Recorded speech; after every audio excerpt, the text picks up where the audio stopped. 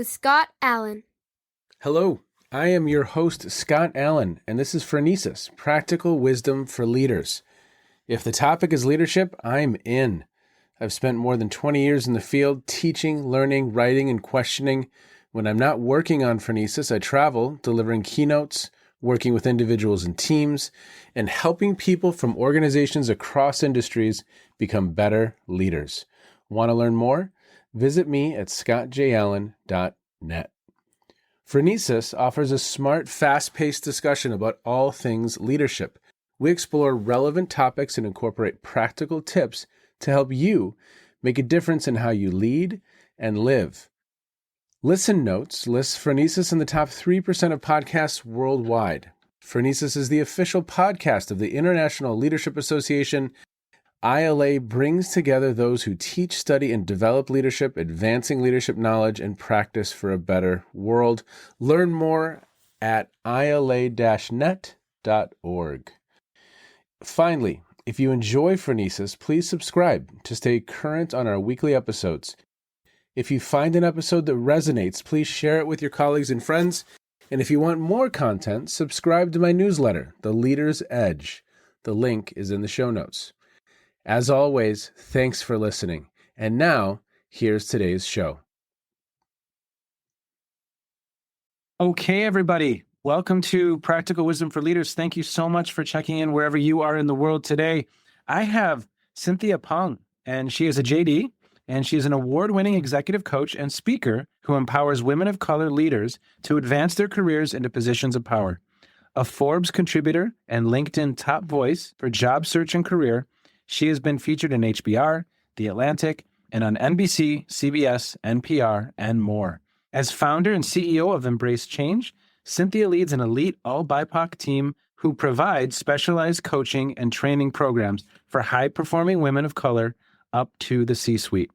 Equipped with Cynthia's strategic guidance, her clients break down barriers, lead with authenticity, and have collectively negotiated over $750,000 in salary increases. Her Anthem award-winning Leadership Accelerator program has propelled women of color to prestigious fellowships, promotions, and top graduate program admissions. Cynthia's book, Don't Stay in Your Lane, The Career Change Guide for Women of Color, has cemented her as a foremost voice on career advancement, negotiation, and thought leadership. Cynthia, what is not in your bio that everyone needs to know about you? What's not there?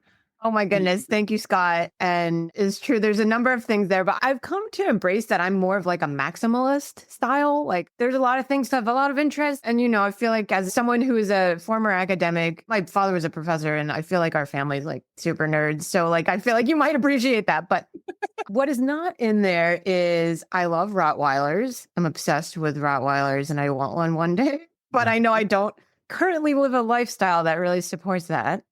And I'm a middle child, which I think explains some of my oppositional defiance. I love that.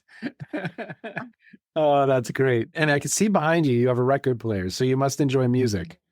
Yeah, I do. I want to say I didn't get into vinyl at the time that when it had this comeback or whatever, but truthfully, that probably is how it is. Although that is like a hand-me-down from my husband's aunt's record player or whatever. So not just doing it for looks. Well, my aunt reached out to me recently and she said, we're getting rid of my record collection. Do you want it? And so she sent me a list of all of her albums. So I have a lot of Hall & Oates, Fleetwood Mac, waiting for me in Fort Dodge, Iowa. Oh, I love it. Oh my gosh. I hope you have ample time blocked out to really go through them and make some hard decisions. Exactly. Well, I'm excited for our conversation today. When we first kind of connected, I love this phrasing of breaking barriers, authentic leadership, and kind of actionable, strategic ways of thinking about how to do some of this work. And so I think I just love to start there with your work with women and how they can be thinking about advancing their careers, getting the promotion, whatever it is in an authentic way. I mean, that really intrigued me. So bring us into your world a little bit. How do you think about this topic? What are some highlights? I was thinking about this, and at this point, I sort of have lost track, but I think personally I've coached over 350 women of color, mostly women of color. There have been some women in general, some men of color, some men in there. But that's kind of the numbers we're looking at. But in the last couple of years, I've really had to cut that back because we've had, we have an agency of BIPOC coaches now and also running the business and the B2B side, it's the entrepreneurial life. So as much as I love it, I've had to cut back. But I was thinking over that and kind of like, okay, what are the highlights? What are the themes that we've seen? And this is both a highlight and a theme. And also, I would say just collectively like a growth area, because so many of our clients at Embrace Change are the first or the only, still, and it's 2025. So they're the first person who looks like them, who comes from a background like theirs, who has their set of lived experiences, who's gotten to that level of leadership, for example, that VP, SVP, that C-suite level position, executive director, what have you. So what that looks or feels like, to give folks kind of maybe a little more fleshing this out, is like, just imagine you're looking up the org chart and you don't see anyone who really looks like you. Then you manage to get to that level, and then you look around and there's no one who looks like you, or maybe there's one or two, but there's that distinct feeling that you're in a place that's not like default folks who have your background and things. So there are costs to that. And I think if we're not careful, internalizing some or over assigning meaning to what that means and internalizing some of what that might mean. I know I'm keeping a little academic right now, but we can break it down. Yeah. That can really hurt us in kind of the mind game, quote unquote, of it all. It can wear on your confidence. It can wear on your self-esteem. It can, in the worst case, it can lead to a self-fulfilling prophecy of not performing at your best. Even in the best case, you're running more. I think of it as like more cylinders have to fire in your brain than if you weren't dealing with this situation where you're not kind of like in the mainstream community and background. Because there's a lot of what our clients are doing is like, okay, let's say you're in a board meeting or something like, and you want to say something like, okay, well, should I say it or not? What is the blowback if I do say it? Because, XYZ folks might not really be on board, or they might dismiss what I say. Even the questions, that's taking mental load for you to run them. And then it's like, okay, I am going to say it. How do I say it? Do I say it now? There's so much analytical thinking that happens. And so think about having to do that before you even get to the point of like the contribution. Does a contribution get made? I'm going to pause there because I know that was a lot, but that's sort of one area, one entry point. Well, so you reminded me of this quote. I forgot who said this quote, but it was regarding Fred Astaire. And so the individual said, sure, Fred Astaire is great, but you got to remember Ginger Rogers did everything he did backwards and in high heels. Yes. And so there's just different layers and complexities that these individuals are experiencing on any number of levels that taking up that processing time. Where if me, a white male who is fairly representative of, quote unquote, the Fortune 500 leadership structure, I once did a women's leader development program with the YWCA. It was wonderful. And I learned so much because one participant said, when I go in my closet in the morning, it takes me about 15 minutes to figure out what I'm going to wear. And I was like, really? Well, why is that? And she said, well, I want to look trendy, but I don't want to look overly suggestive. So it takes time. In that moment, I was like, oh my gosh, like this took less than a second, zero thought. And another person said, hey, all of my male counterparts in the C-suite have stay-at-home spouses who at the drop of a hat, they can go to China. I can't. They both work and I don't have that. So it was just these different complexities that I'd never thought of that were so powerful. And I think what you're describing in a way, and that the leader at the YMCA or YWCA, what they're describing is the double bind that women in general face. And then for women of color, it's a triple bind because it's the intersectionality of the race plus gender.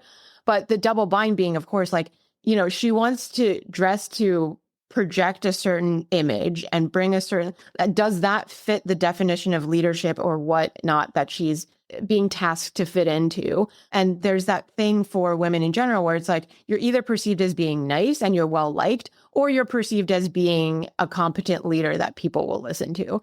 So if you constantly have to juggle those, and those are often put in an antithetical way, like if you're nice, then you're not a good leader. If you're a good leader, then you won't be nice because that's not going to get the work done. So yeah, like that's what you're describing. It's those added considerations, burdens, however you want to look at it.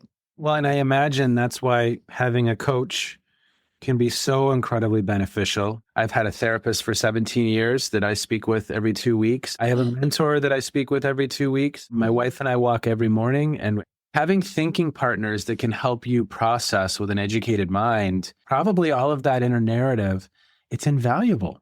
Yes. Oh my gosh. It's like you're reading my notes because we had talked about, okay, you wanted me to talk about some themes that we've seen in our work around breaking barriers and authentic leadership. And then, of course, actionable strategies, which I'm really about it in our work, both on our organizational B2B side and B2C, because I am so trained as a lawyer, that lawyer brain of problem solving, it dies hard, I'll just say. So like when Embrace Change does something, we're there to like make an impact and help solve problems, whether it's at an organizational level or not. So I was really into the actionable strategies. And one of them was, the individual support. So like when you're at an high, and I'll just say elite level of leadership, Yes. you need an executive coach. Like at that point, your time is so valuable and your most scarce and valuable resource.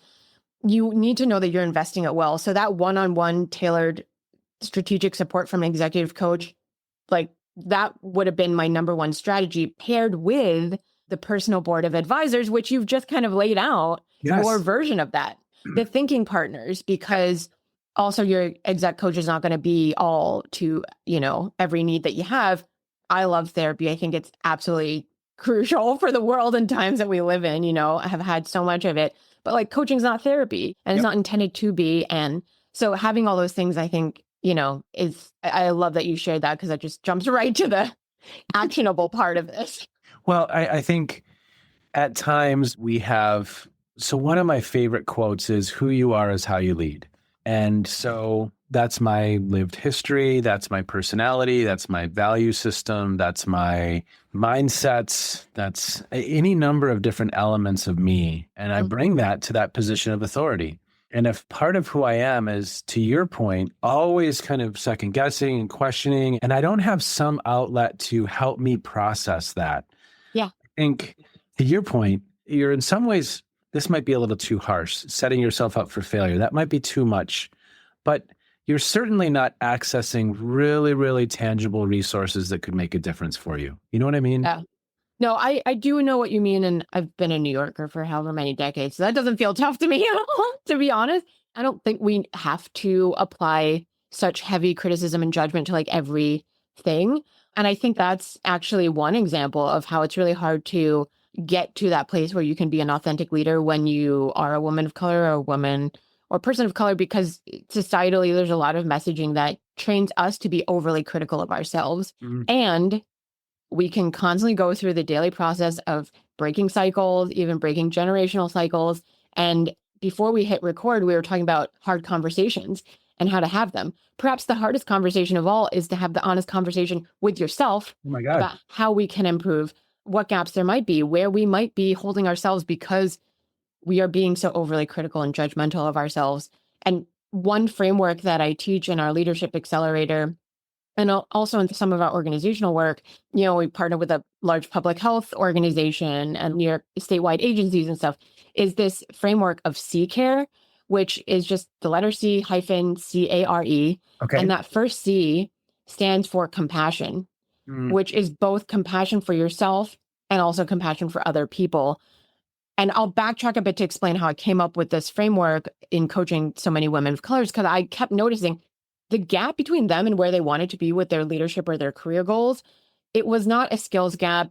It was not some sort of deficit in that regard. It was really, they were so hard on themselves that they weren't allowing themselves to try something new, to experiment, to make a mistake. And part of that is because the stakes are so high at that level and for who you are. Maybe you're supporting multiple family units.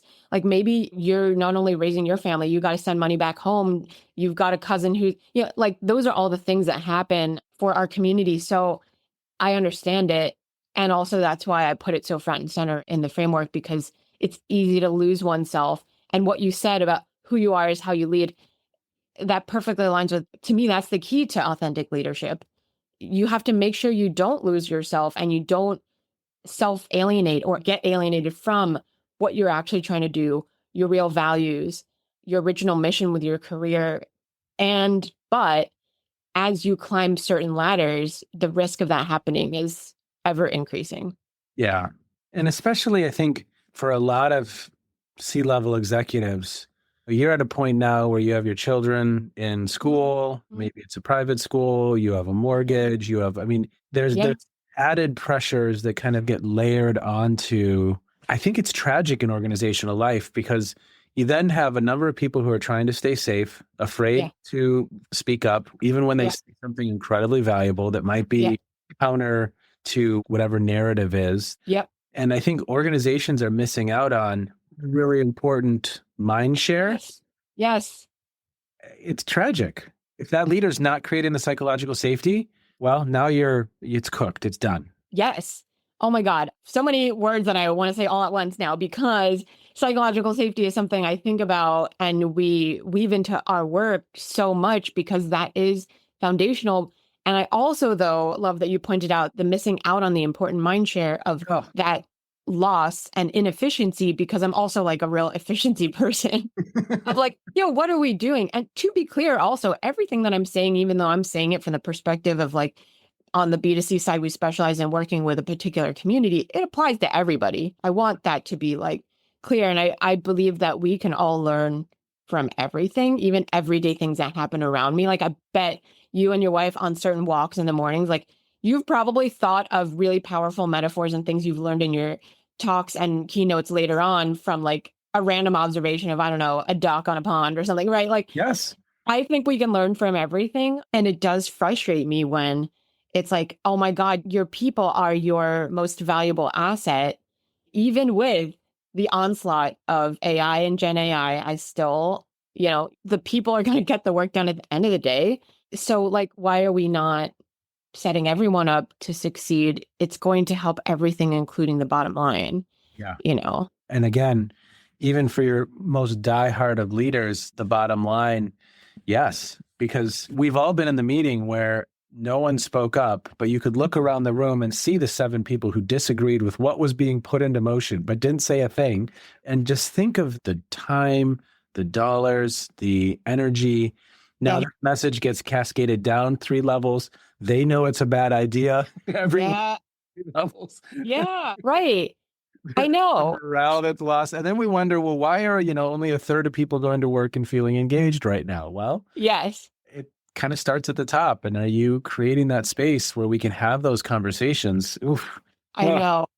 It definitely cascades down and it ripples out because that's going to hit brand reputation. You know what I mean? Like, how do you stop that, like, embarrassing PR disaster that didn't need to happen if somebody would have told you, which maybe they would have. And, psychological safety, it's I love talking about it. And it was on another recent podcast where that was like the topic or whatever. So it's so important. And I think still there's a relative dearth of training, understanding, basic awareness around what it is. And then even when we're like, okay, we want that, but like how? Yeah. The how gets really tricky because it's a lot of things. You know what I mean? It is. It's the leaders' behaviors. It's not only their words, but it's also how they back that up and how they behave. I once had a leader kind of snap at me and it was a very well-intended, honest comment. Totally cool for you to disagree with it. Get it. Mm-hmm. But the snappy behavior. And that's what in a legal context you call a chilling effect, which I think everyone can understand. Yes. But that's right. That one thing, it's like the Maya Angelou quote that's like, people forget what you say, they'll forget what you did, but they'll never forget how you made them feel. Yep. I only asterisk that with like, I believe we're all in charge of our emotions and that's like our job to regulate that. And also that was real, what you experienced, what everyone else then also, the lesson they took away from that. And I think, words, behaviors also, this is a little bit whatnot, but this podcast is phronesis. So I feel like, we can go there. Like it's the energy that you bring towards it, which stems out of the who you are. And I do think that all those things combined is really critical. And we're all on our process of, internalizing and learning how to provide more psychological safety if that's our goal. Yeah. So what are a couple other strategies that you often talk about with clients, or what are some other things that have worked for you as you're coaching I'm super interested.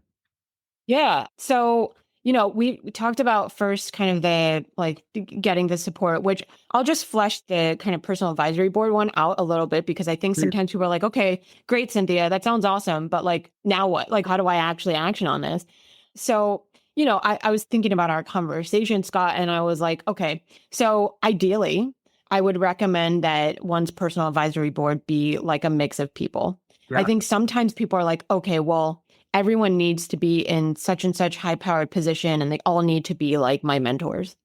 And I'm kind of like, no, I think you need a more diversified board of advisors, especially in the times that we're living in. So I would almost think about it as like a board that you would recommend for a corporation or a nonprofit. And like, you want the mix of skill sets. So think about in that context, you probably want someone who has a financial background. I said you want a strategist. So maybe that is lawyer, or maybe it's not. But like, I put finance first and foremost, even though it might be like kind of a wacky answer. But when economic power is power, like you need someone who has sort of that background. And I think a lot of us, if you're not in finance, like it just feels like that whole area could be a black box. So every kind of role could be a separate person, or some people could bring multiple at once. So this is just kind of going by this one particular lens.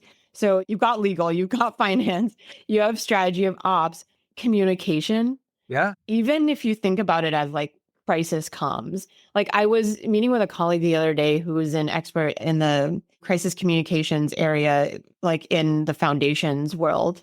And I was like, wow, I can really see why this is a crucial, such a needed component, right? Where one hot mic moment, one thing you put out on LinkedIn, it could become so much if it's done the wrong way. So I think that skill set. And then finally, somebody, and this is where kind of like you're in my overlap, this is like the leadership piece. So like, do you have someone who's really familiar or in leadership in a related industry to yours? And then someone who's intra industry. So someone who's within your industry, but can also be a champion. And again, like these kind of needs and roles could be filled by multiple people or one person. There could be overlap, and it's a work in progress. But those are kind of like what I thought were sort of the must-haves to ideally think about. And if you're someone who already has all those components for you, can you serve as one of those for someone else? Yeah. Each one teach one, like give forward, give it back, etc. Because especially for women of color, I'll say like we tend to be over mentored and under sponsored, under championed. So like it's that we get a lot of advice, often even unsolicited, but less action in terms of promotions, connections, nominations, amplification, financial support, high profile media opportunities, that type of thing. So that kind of just bottoms out just to finish out that second strategy of gathering your co-thought leaders. Again, to like make sure you challenge any inner narratives and dialogues that might not be serving you. Then the third one I was thinking of is this is a little more core level, but I think again, with this podcast being for nieces and that being like, I had to look it up, by the way. I'm a nerd, but I was like, I really got to dive into this because so cool. Like, it's about practical wisdom, right? But like, I looked up another definition. It was like wisdom in determining the ends and the means of attaining them. Oh, wow. I hadn't heard that one. That's good. Yeah. And I was like, well, that's exactly the process of a lot of this coaching or training or speaking work, right? Is like, what is your goal? And then how do you get there? And just practical, like the practical application of it. So this one, it might feel less practical, but I feel like it's so important to your earlier point of who we are is how we lead. There's one pain point pothole that I see over and over again in our clients, but also when we work with organizations too, is that pivot point between when you become the manager, the supervisor, but really like that's separate and distinct from leading as well. But like if you're interested in actually leading, which I think is a very effective way to be a supervisor or manager, we have to change from doing to leading because a lot of times people are promoted, and we talked about this a bit before we hit record, but people are promoted in this classical model because they were good at doing the thing. They were good at building the widget. They were good at doing the phlebotomy. They were good at assembling the machines. And as you have like so rightly and well explained in this amazing graphic, I hope everyone looks up that graphic on your LinkedIn to drive home the point that leadership is completely different and super complicated realm that someone who's good at the things that got them to that role, they might not be good at those things, or they might not have had the training and the support. They might not also be interested in those things. All of those are questions. Well, you see that all the time where Yeah. the only way forward is to manage. But this is an accountant who didn't really like people all that much. Right. Yeah. Legit. Absolutely right. And I literally was having this conversation just last week.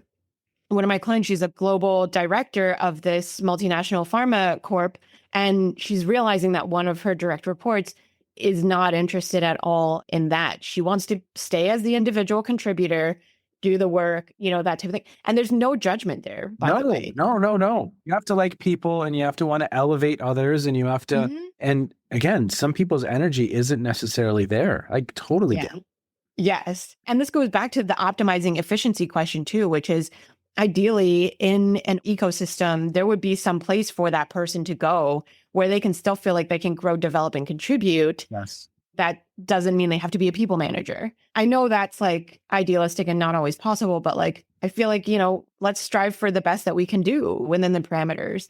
100%. And just because you're the best salesperson at the auto dealership doesn't mean you're going to be the best sales manager, right? That's like saying Michael Jordan is going to be a great coach. Yeah. It could be, but it's probably not, Yeah. So it's just like there's so many considerations, and like each leader's journey and also other people who are invested in leaders, we have to think about how do you support people who want to be leaders to pivot from the doing to the leading. Yep. It's way more complicated than it sounds, but it's so important because, like you said, it all starts with that who you are is how you lead. Your core of who you are being as a leader is going to dictate all the surface level actions and tactics. You could just do tactics for days, but it's not actually going to move the needle. Yep. If it's really just performative, Well, okay. So as we wind down, what are some resources that you would like, resources that you have, that you've developed, or are there other resources that stand out for you that people should be aware of? Because you've given us some really nice things to think about. Yeah. Where can we learn more about you, but then also some resources you've developed, but also are there a couple resources that stand out as, hey, read this if you're interested in this topic? Yeah. Okay. There's a lot of options. I'll give you resources by you. Oh, okay. That's so funny because I was going to do the opposite, but like, okay, resources from me. You're good. It's all going to be like this soup with me anyways, but we will get there in the end, It's going to be damn good soup. Yeah, that's right. Because everything got mixed together and it's all like comprehensively tied up. Anyway, so the first thing is definitely check out the Forbes column. So I write for Forbes as a contributor on leadership strategy. So if you just Google Forbes and Cynthia Pong, you'll find it. I write on there about every 2 weeks or so. But if you go back, and I have like some of an archive now that it's been since August or so that I've written for them, there's a good array of things. So you can kind of like pick and choose and like what is interesting to you, because the topics are different, but the core is the same. Right. So I talk about the new social contract we have to navigate at work now, communication skills that relate to leadership, how to build trust as a leader, introverted leaders, all that stuff. Love it. Number 2, my episode on HBR Women at Work, so Harvard Business Review's Women at Work podcast, is about middle managers and how to break through middle management and get to the C-suite. So that episode is really juicy. They actually have the style on that podcast where they bring in 1 or 2 real life kind of stories to illustrate. So like there's my part, and then they talk about how it applies. There's like a COO and another C-suite woman who speaks on there. So that's a really good listen. Great. And the third thing I'll say, I have a leadership skills quiz. That's one of these like BuzzFeed style personality skill things that I made a couple of years ago, because I was finding that a lot of the pre-existing rubrics, those leadership styles did not capture what I was seeing in our clients. And so you can take this even if you're not a woman of color. Certainly if you're a woman, you're going to want to take it. I've had white men take it too and find it really helpful, because ultimately it gives you another set of words and another toolkit to think about your leadership. So the quiz, it takes like 15, 20 minutes to answer these questions. And then it gives you words to describe how you lead innately. Do you want me to give the okay. Yeah, so for sure. I'll put links to all those in the show notes. Awesome. And I'll get those to you. This one's a little wacky, but Never Split the Difference, that negotiation book. Yeah. Do you think everything communication is negotiation. Everything leadership relates to communication. So I would definitely read or revisit Never Split the Difference. And also have a colleague, Anton Gunn, who his work on leadership is really powerful. So I would check out, he has a number of books. And the final one I'll shout out, do I have a copy of it here? And I put it on my shelf already. I have a colleague, she also was a faculty member for our Embrace Change coaching certification program, Belinda Chu. She has a doctorate in education, and her new book is called The EMBA Coach Playbook. Okay. So I would check that one out as well. Awesome. Cynthia, we're going to do this again. I hope so. No, I hope so. I hope you'll say yes again. Sounds great. Sign me up. Well, you know what? I really, really appreciate your time today. Thank you for sharing your wisdom, your practical wisdom. And Right. You know what? Until next time. Thank you so much, Scott. This was a total pleasure. You're so fun. I could chat for hours, obviously. So thank you for having me on. And thanks for having this podcast. It's so needed. Well, thank you so much. Take care. Be well. Thank you so much to Cynthia for a wonderful conversation. I so appreciate her wisdom.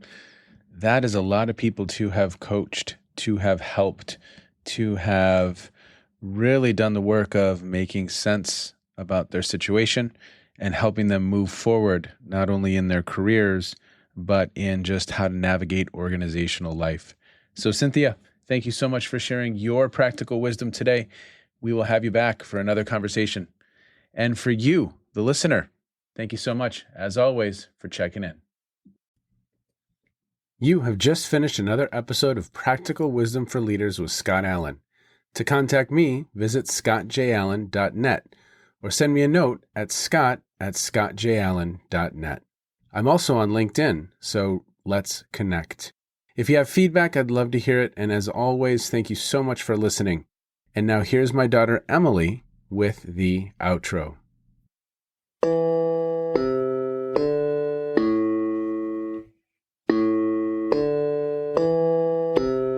You've been listening to Phronesis, Practical Wisdom with Scott Allen.